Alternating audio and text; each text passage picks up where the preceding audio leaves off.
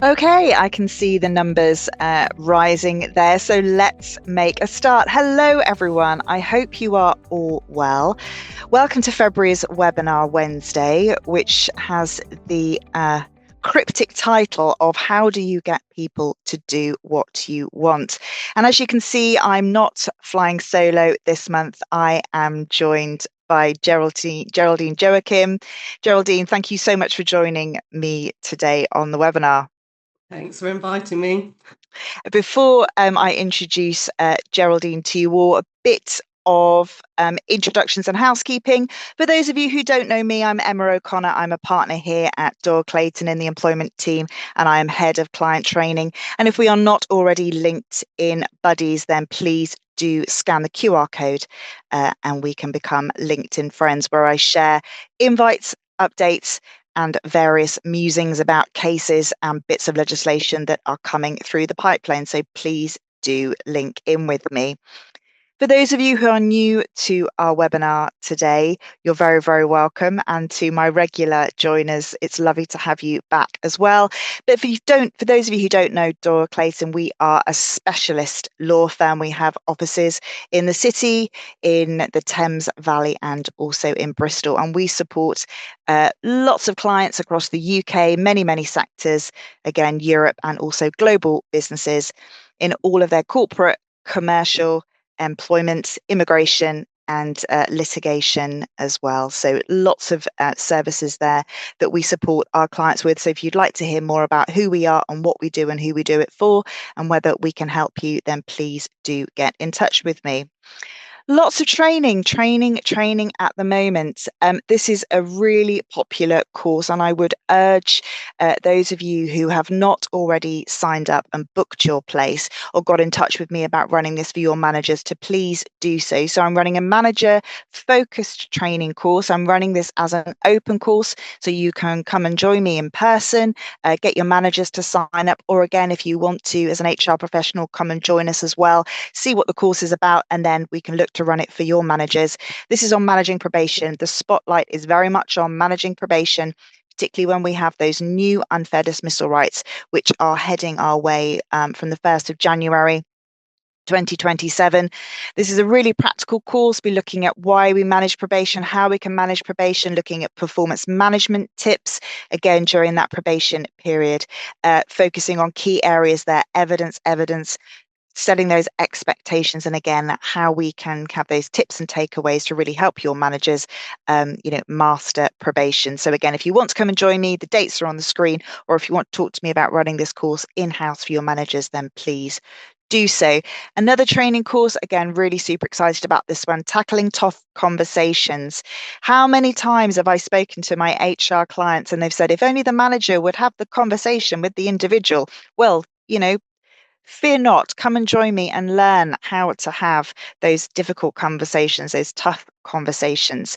So running that course virtually on the 15th of April. Again, happy to come and run that for your managers and your senior leadership teams as well. And again, having those difficult conversations, being able to give that fearless feedback, being able to have those challenging conversations is going to be really important, again, when we think about the new changes that are coming in with the Employment Rights Act. So please, again, do sign up, come and join me, or again, happy to come and run in-house.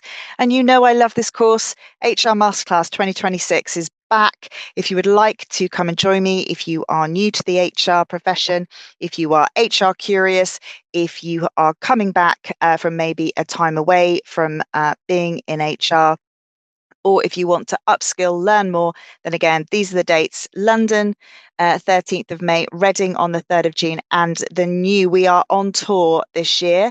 We are in Bristol on the 10th of June. So again, watch out for more information. But again, please do put those dates in your diary and we'll be sending out invites as we get a little bit closer.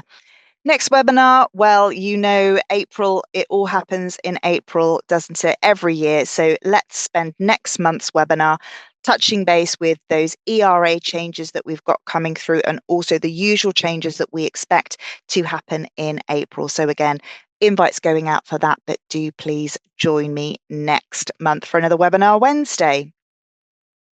if that wasn't all, we have a podcast. We are now on Apple Podcasts.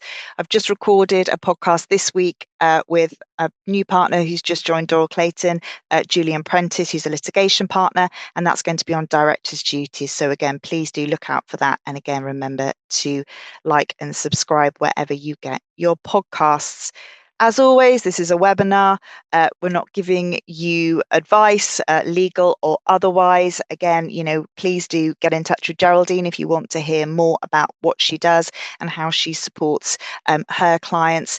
So, and again, please post things in the chat. What we have done already is we've popped in there the QR code that you need if you want to take part in today's session and find out what personality type you are. I am not sharing mine, but maybe you can all have a little sneaky guess as to what I may be. So again, please do use the chat. But as I said, we are live, but get in touch if you want to find out more.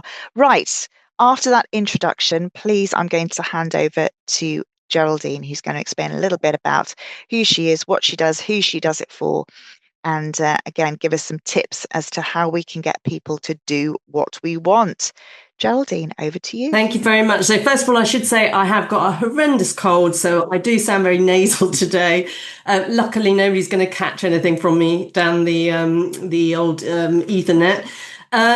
So how do we get people to do what we want? And that includes yourself, because sometimes we do things and we look back afterwards and we think, well, why did I do that? So this is really about getting to know yourself a little bit better, but also to open that up to understanding other people, because it's really easy to expect other people to know exactly what you want and where you're coming from. But actually, when we meet them where they are, it's much more easy to get them to come on board with what we want out of them.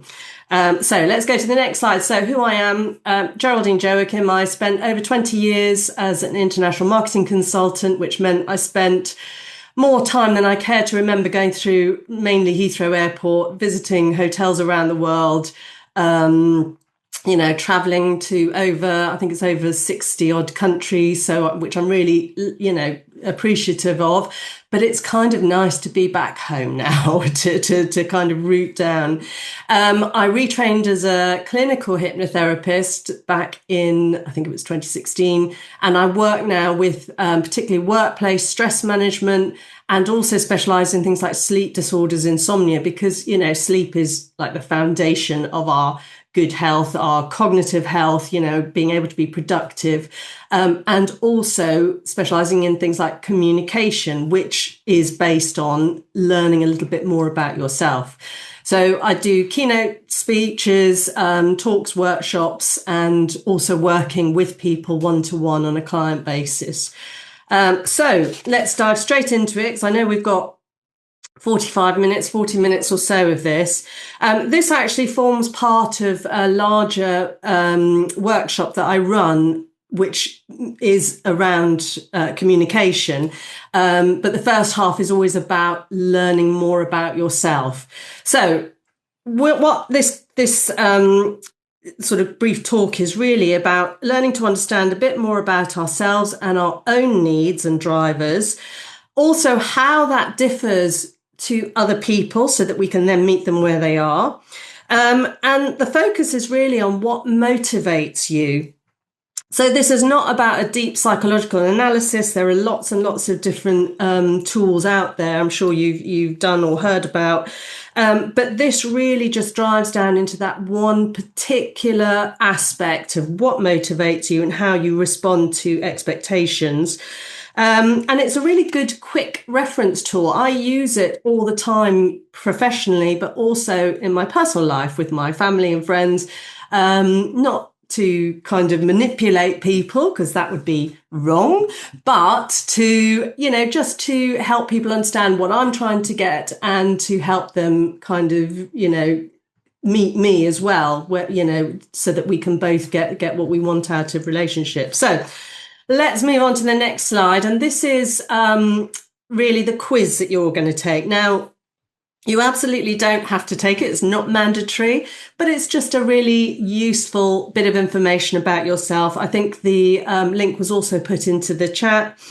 The quiz takes literally 30 seconds. So if you haven't already done it, then just start now and I'll just waffle a little bit over, while people are doing that. I would say when you do the quiz, don't overthink it. Just put down your first reaction. In principle, your tendency won't change. You are what you are, and there are good and bad about each of them. So there's not one tendency that you want to kind of get to. You are what you are, and you'll learn more about yourself and how to deal with yourself, and also learning more about other people. So I'll give you a few more seconds just to run through that.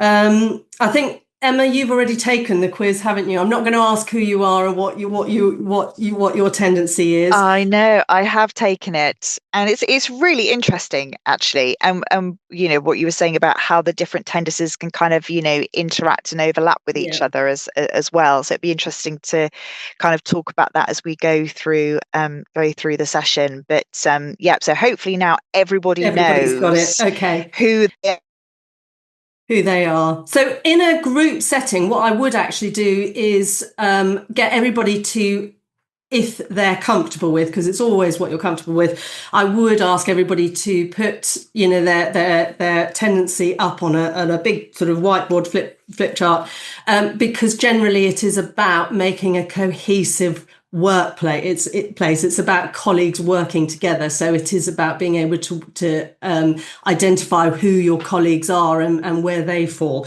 But in this scenario, we're going to move on. So what are expectations? Now, there are two types of expectation. There's your inner and your outer. So your inner expectation are the ones that you place on yourself. So, these are things like your own desire to reach health goals, your own desire to put in routines and stick to them. Your outer ones are those that other people place on us. So somebody putting in a work deadline, or, you've got a meeting booked or a dental appointment, all of those outer ones that are placed on us. Please bear in mind, firstly, there is no one tendency that's better than the others. There are also exceptions to the rule. So we will all do certain things if we can't bear the consequence of them. So you'll come to see the tendencies.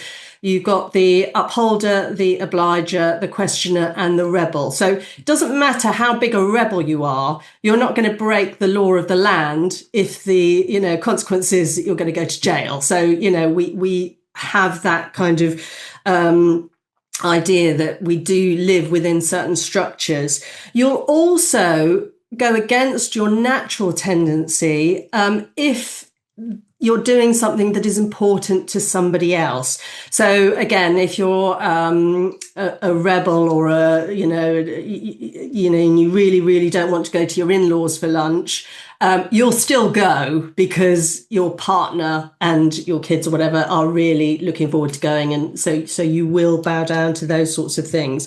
And lastly, we all do require a certain amount of autonomy in our lives. So we'd all rather be asked to do something than told. And that's a really key thing in terms of communication further along the line. So next slide, if you will, Emma. As I mentioned before, we've got the questioner, we've got the upholder, we've got the obliger, we've got the rebel. So why is this important to know? Because it really helps you to deal better with yourself. That means that you can achieve your own goals, you harness your strengths, and you learn to work around any weaknesses that you might have, so you can counterbalance your tendencies, natural kind of negative aspects. And it helps you also to feel a bit more compassion to yourself. So, for instance, I'm going to come out and say I'm an upholder. I really like rules and regulations. And when I look back on my kind of younger life, I can see now how I did certain things and I continued. Like, routine is really important to me. And I would still do routine even when perhaps it wasn't the best thing to do. Things like exercising when I'm ill, I'll continue to do just because I've got that tendency that I've got to keep doing certain things. So I now know that I need to step back a little bit from that and allow certain behaviours to slide. That it's not always healthy to kind of keep doing. And don't forget, these are inner drivers. They're not conscious thoughts. These are things that are being driven from your subconscious. So just having a little bit more of self-awareness is really, really useful. The other thing is that it helps you to deal better with other people. So it means that you can start to work more effectively with others. Now, you can see, for instance, the upholder circle is opposite to the rebel. The obliger is opposite to the questioner. Sometimes those other tendencies can become a real issue if it's the opposite tendency to your own.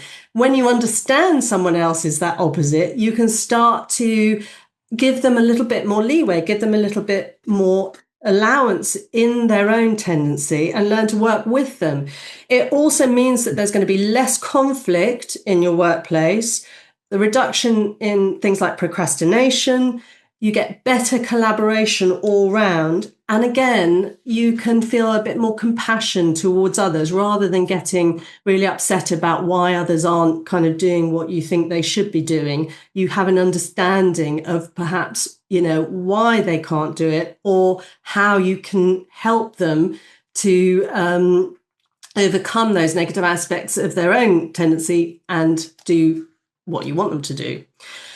So we're going to go in a little bit further into what each of those tendencies means. So the first one is the upholder. As I said, I'm an upholder. As you can see, very self-directed. We tend to like to meet deadlines and work to projects, and we don't need a huge amount of supervision. In fact, I know that when I get over-supervised, if so I've got somebody looking over my shoulder, and that isn't just in the workplace, that's also in the home. I know if my husband has asked me to do something and then checks up on it, I get really irritated by that. We also can slightly struggle with adjusting our routine. So as I mentioned before, we can continue to do things even when it might not be the best thing to do. We don't like those breaks in routine or sudden changes. We hate to feel that we make mistakes, although of course that's part of, the human condition. Nobody's going to be perfect 100% of the time. But when those mistakes do happen, we can become quite defensive, quite angry, particularly if somebody external to us suggests that we've made that mistake and dropped the ball. So the language that's used around those things is really key in managing the upholder. We also put a really high value on follow through. So that means if somebody says they're going to do something, it's really important that that is done. We need that faith in others. Often when that isn't done by some of the other tendencies, we can feel really aggravated by it. I'm going to give a home example again. It's a kind of mix of work and home. But if your partner says they're going to take the bin out and they don't do it now, then we can feel very aggravated about it all. And then we lose trust and faith in those other people. So on top, because of that, we can then struggle to delegate responsibilities. So we can then start to take too much on. Now, the upholder is the second smallest group, around 19% of a population. So, and that would work in a workplace is going to be within that upholder group. They are very good at meeting both inner and outer expectations. Now, you would expect with that they would feel quite overwhelmed, but because they can manage both inner and outer very well, they tend not to feel overwhelmed with things. And they tend to be the people who who will just take on more and handle everything really well. So the big strengths of an upholder is they're reliable, they're conscientious, they tend to be quite thorough, very eager to meet rules and regulations. I can remember. So, an example of this is on a flight. I think I was going out to Russia or one of the Eastern Bloc countries. This is quite some time ago. Used to have messages on the flight. You know, before you take off, all phones had to be turned off and put away. And there was this guy who was sitting next to me who was on his phone, still talking, even though the message had gone. We started taxiing down, and I could feel the agitation within me that he wasn't following the rules of, that had been laid down.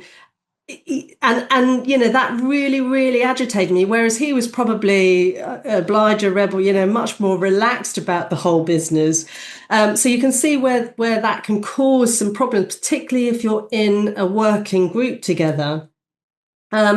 So the upholders tend to be very self-directed. They don't depend on other people for motivation. And in fact, that can become quite an issue in terms of, feeling that they're being over-checked on.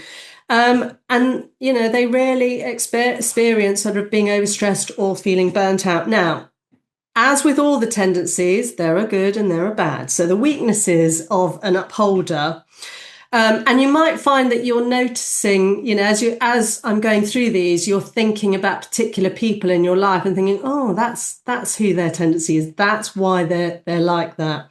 So the weaknesses are that they might be compelled to follow rules, even if it's sensible to ignore them. I know, I follow, if a road closed sign is up, I won't go past a road closed sign, but my family will go, well, actually it's open and they haven't taken the signs down, but I really struggle to not follow rules. We can be quite impatient with others, especially if we feel that they should be able to impose their own expectations on themselves. They should be able to do stuff on their own, which does make us a little bit unsympathetic towards others, and other people's need for accountability. So other people's need to have extra help, extra support. It means as well that it can be very difficult for us to delegate, and we can find it hard to trust other people, and especially if that trust is broken, that can cause real problems. And we can come across a little bit disapproving, and very uneasy when other people break the rules. So, which can lead to a feeling that an upholder is a little bit cold and inflexible. So when you know that about yourself, you can step back a little bit and think, oh, yeah, I can see those instances where I've perhaps, pushed too much on something. And actually, I should have stepped back and seen it from someone else's point of view and maybe perhaps given that extra support that somebody else needed. A big issue with an upholder is tightening. Hence, we have a little picture of somebody in chains. So what can happen is that we get stuck in the sense in the idea of these rules, and we can just we have to achieve them. We have to keep doing it, and it doesn't. We ignore any signs that we can let up on ourselves. Or that perhaps there are other ways. So tightening is something that can really hamper our ability to be productive and to just get on with things and enjoy what we're doing and enjoy life and work together with other people. So we find it very hard to make exceptions. So on to the next one. We've got a questioner. Now, most of us will recognise a questioner. These are the second largest group. 24% of the population tend to be questioners. These are people who meet their inner expectations really easily, but they tend to resist outer ones. So a questioner, you might recognise as someone who asks lots of questions. Now, this can be really useful. I had a friend some years ago. We were all looking for bank accounts for our then little children, and she went off and searched like every bank account available and then filtered back the information to us, which was great because it meant we didn't have to do all that work. they just, she just went ahead and did it. So the questioner is also very inner directed, tend to be very interested in facts and figures, and they tend to be able to question decisions, which it can make them unpopular in a group if you've got someone who's always questioning, whether the results or the decisions are made are suitable. They they also will question when there are unclear boundaries, so they need a lot of justification in what they're doing. Excuse me, I did mention the cold. And because of all of this, they can be seen as being slightly over challenging. And it's really because they want to satisfy that inner need to have all the facts. Now, so the strengths of a questioner, they tend to be fairly fair-minded because they like to have all the information. So they'll make judgments based on that. Not always. It can be according to their own judgments of things, of course. They tend to really enjoy being efficient and effective. They are willing to play that devil's advocate. So if you're in a role where you want people to push back, I'm going to say, being politically incorrect here, but Trump probably doesn't like questioners in his group of people around him. He probably doesn't want people to play that devil's advocate.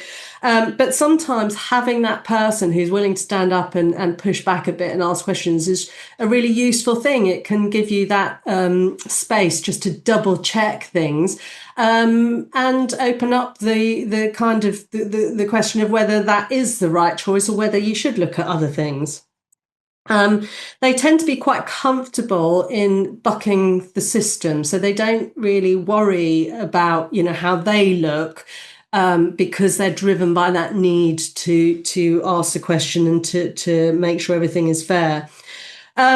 And they can be quite unwilling to accept authority without any justification. So somebody just being brought in over them, unless they've got some idea of what their background is or what their managerial experience is, they can challenge that quite a lot and be quite uncomfortable with it. A big weakness with a questioner is being bogged down with the search for perfect information. So they have to be aware of being stuck in analysis paralysis. So trying to find the nth degree of that information.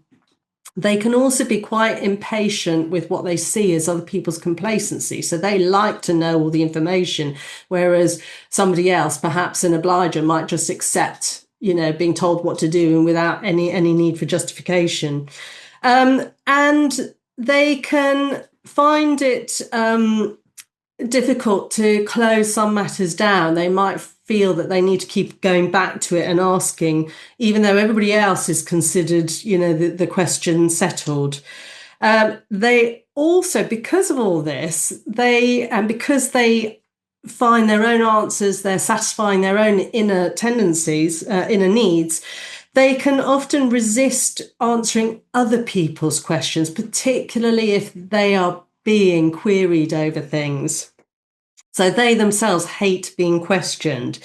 So it's really important, if you are a questioner, to be able to step back and see the bigger picture and to place boundaries on things like information searches. So, for instance, if you're a manager with a questioner, you would absolutely say, give a timeline boundary perhaps, and also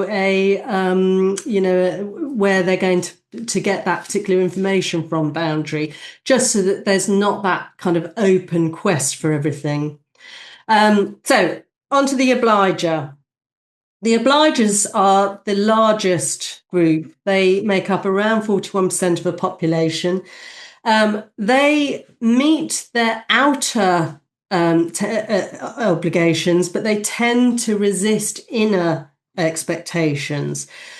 Now, the obligers are they're the rock of the world, really. They're the ones that we all turn to, and they're the ones that keep everybody kind of sane, where you've got all these other tendencies going on.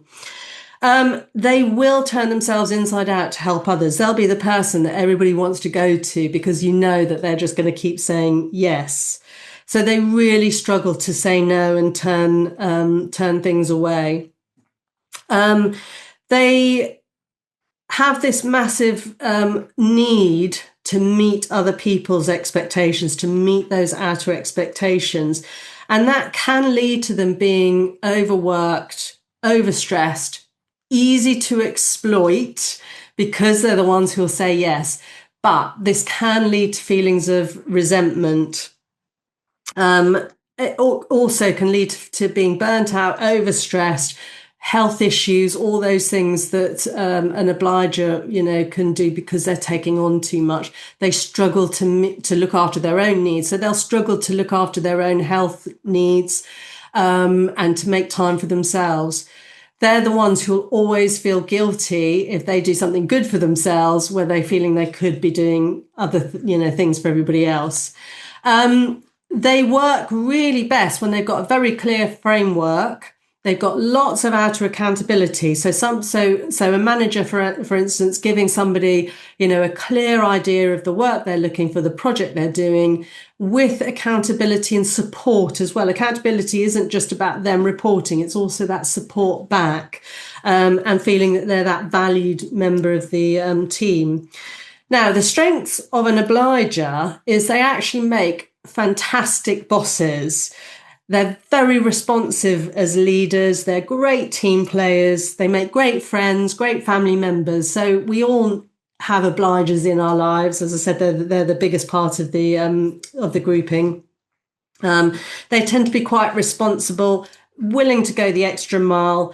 They also respond really well to accountability. So you lay down frameworks, and they'll meet those as long as they're very clear. Now, the weaknesses of our obliger, they are very susceptible to that overwork and burnout. Because they struggle to meet their own needs, their own inner needs for things like health. I can tell you that my husband is an obliger, and he will often struggle to do things like get to the gym, look after his own health in favour of doing stuff for the family. They do need that outer accountability. So as I mentioned, your upholders can feel quite cold and can struggle with somebody like an obliger because an upholder will be able to just get on with tasks and they won't really understand why the obliger needs that extra help and extra accountability. That ease of being exploited is an issue as well. They'll take on and take on and take on, leads to those feelings of resentment, even though they struggle to say no. And this can lead to something called obliger rebellion. Now, this can be a small rebellion or it can be a big one. So somebody who's taken on, at some point, they're just going to say, enough, I can't do it anymore. And the small rebellion will be they won't answer a phone, or they'll deliberately be late for a meeting, or, there'll be those little niggly things that they'll do. Or it can be a big rebellion. They literally just stand up, have an explosion, walk out, either throw the glove in completely and resign, or just walk out and, need to have some time to themselves. So there is that snap. So I'm hoping, or I'm thinking, that most people will recognize some of that in the people around them. So the last group we have is the rebel. This is the smallest group. It's around 17% of any population. And these are people who resist both inner and outer expectations. So the rebel, as you'd expect, is quite an independent thinker. They tend to shun social norms. So they're really happy doing things that they want to do and being able to do it in their own way. They can be really fun, but they can be exhausting too, because they thrive on that spontaneity, and they're likely to resist being actually told what to do. They can be seen as quite uncooperative. So they can become quite restless in doing routine things. So, for instance, a a rebel would probably not find much fulfillment. Not saying many people would, but they would probably really struggle to go and work in something like a factory-based job where they're doing the same thing again and again and again, because they do like to have a lot of variety. They will dig their heels in. They can be really, really stubborn. But when they are doing something that they enjoy or they see the value in, they are highly motivated. So the strengths of the rebel is that, they'll be able to think outside the box. They're not swayed by what we would consider perhaps as conventional wisdoms. They can be quite spontaneous, and they're very in touch with their own authentic desires and what they need and want in life. So the weaknesses, probably not unexpectedly, are they are very likely to resist being told what to do. So being given orders. They can be seen as quite uncooperative. And again, as I said, they struggle with routines, with things that require consistency and that can lead quickly to boredom. They can sometimes act as though ordinary rules don't apply to them, so they can come across as a bit entitled. And they may actually be quite indifferent to their reputation. They really don't care what other people think of them because they're driven by that inner authenticity that they're seeking. Now, the way to deal with a rebel, now I'm going to come out and say my older teenage daughter is a rebel. And as an upholder, that can be quite difficult for me to deal with because I like rules and regulations. She's the opposite. So I use this a lot of the, I'm going to talk a bit quietly because she's actually around somewhere here. I use information, consequence, and choice with her. Now, with a rebel, they want that. It's not that they don't want to do stuff. This is not about them just being completely, outside of social norms and being able to knuckle down and do work. They like to feel some sense of autonomy in their life.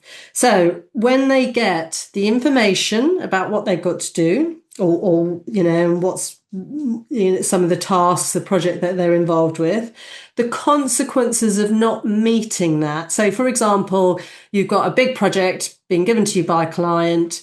The consequences of not meeting the deadlines and the projects and the budgets is that you'll lose the client. You then give that rebel the choice of in or out, and most of the time when they've got information, consequence, and the choice, they will be highly motivated to do it.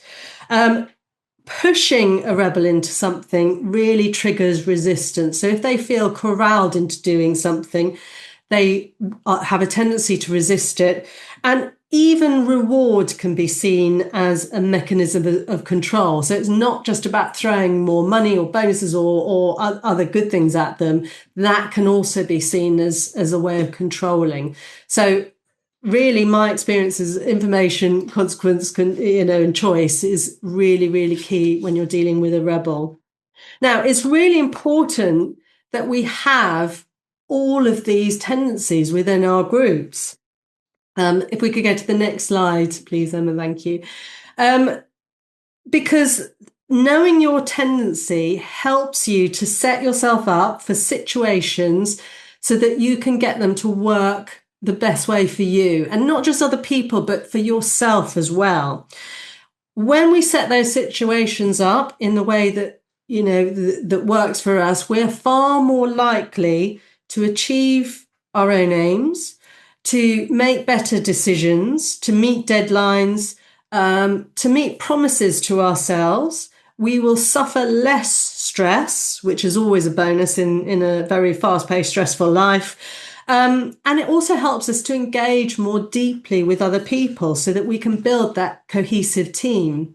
So it helps you to dispel myths, things like, oh, if it works for me, it should work for you. So not everybody is going to respond to things in the same way.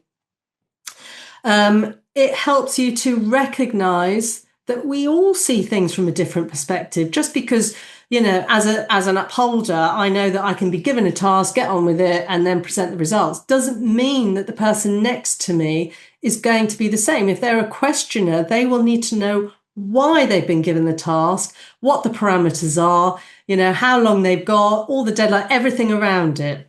It also helps us to acknowledge that there is strength in having that variety in a team.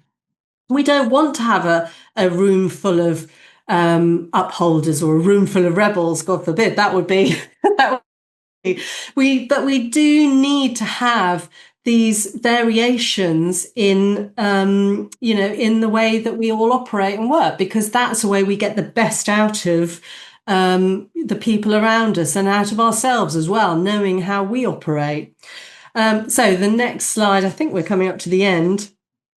So understanding your own motivations of those of people around you forms how we communicate with other people. And that's really key, because communication is the thing that's most likely to go awry in any given circumstance, whether it's business life, personal life. So when we understand our own motivations, we understand the differences that other people have in how they perceive the world. We put that together with sort of classic communication training, things like body language, also mechanisms that are within our brain. We can then start to build that happier, more cohesive team, because what we really want is the team pulling together. So you're all going in the same direction with input, of course, and being able to adjust and being flexible. We all know that things like stress will hijack the brain. We know that emotions play a massive part in how we communicate with other people and how we perceive that communication back to us. We know the difference between using positive language and negative language, the difference between ordered to do something and being asked to do something. So there are all these other mechanisms that that surround communication that can make it so much easier. And ultimately, that's what, that's what we would all like in life. There's enough stress and busyness in other places. If we can make our teams work well, so that, when you ask somebody to do something and you're asking in a way that they understand, it means that you're going to get less pushback on it, and they're going to try and deliver exactly what you want, and vice versa. If you're asked to do something in the way that appeals to your inner needs and inner drivers, you're much more likely to produce the goods that someone else is looking for. So I'm hoping we're just coming up to 12:43. So that was a real kind of quick overview of sort of how the tendencies work. As Emma said, my contact details are here. I'm more than happy to answer any questions, go into a bit more in depth into particularly the tendencies, but also the other workshops, and any other help that you may require. So I hope that was useful. Oh, it's fascinating, Geraldine. I'm sitting here and my little brain is going, oh, I've got you. I've now got everyone in my family. I've worked out who they are, what they are. I think we both share rebels in our children, which is interesting, and actually understanding that. And I'm thinking about the office environment as well, and also in teams. And I think what you say about, once we understand ourselves and the way that we work and the things that we like and maybe don't like, then we can understand how we can, get our teams, as you say, to work better. But it's that point, isn't it? Understand yourself, put your own, life jacket on first, and then you can, work better with your teams. Because I think often as leaders and managers is that tendency to sort of, well, it's the teams, it's someone in my team, but actually, have we shone the spotlight back on ourselves and thought about how we role model, how we communicate, and also have people listened? Because this is the other thing as well, isn't it? We can give tell people how we want things to be done, but actually has the person we're talking to listened and understood what it is? We could say apples and they could, hear pineapple. Absolutely. It's Yeah. it's absolutely fascinating. So thank you so much for joining us today. And as we said, please do get in touch with Geraldine. I definitely would recommend Geraldine's talk about sleep and the pillars of sleep. It is absolutely fantastic, and certainly the tendencies and the communication as well. And look out for some courses that Geraldine and I could be running together as well, latter part of this year. And again, if you think about where we are with our teams, if you think about where we are in terms of the big changes that we have, coming in terms of the Employment Rights Act and other changes that we've got, uncertainties more generally, I think getting our teams working together with that common purpose and that common goal is really going to help, again, in delivering those difficult messages as well. So thank you, Geraldine, for joining me today. Again, if you want to get in touch and find out more, then please do so. But until I get the opportunity to speak to you all again, thank you so much. And thank you again, Geraldine. I hope you feel better soon. Thank you I so know. much. Thank you so, so much. See you all soon. Thanks Thank then. you very much indeed. Bye bye.